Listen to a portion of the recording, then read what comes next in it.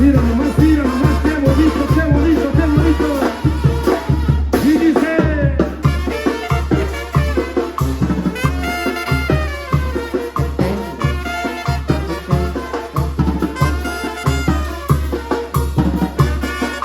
Quítese la tristeza, quítese la amargura, venga la alegría, ánimo.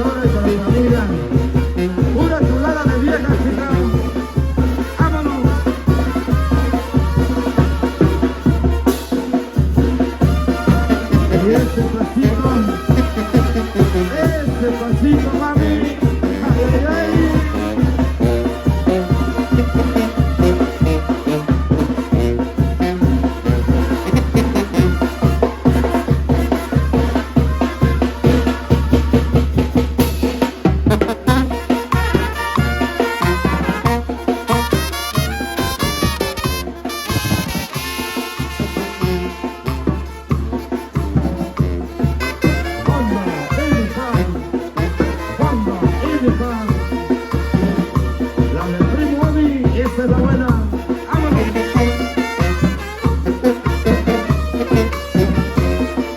Allá para la familia de Leonel.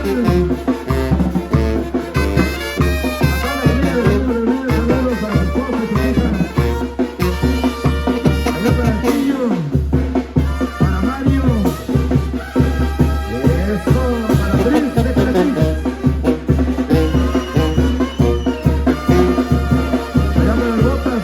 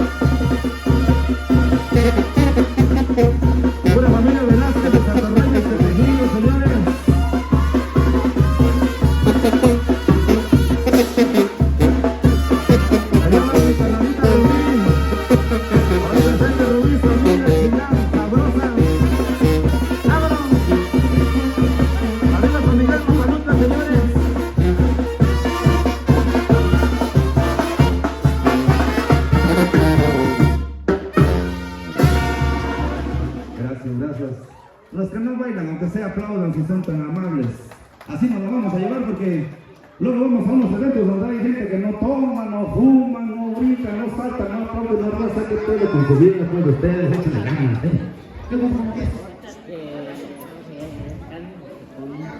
¿Qué aquí otra chilena, ahorita otra chilena, mi compa Cris, por supuesto, con mucho gusto, mi compa Cris.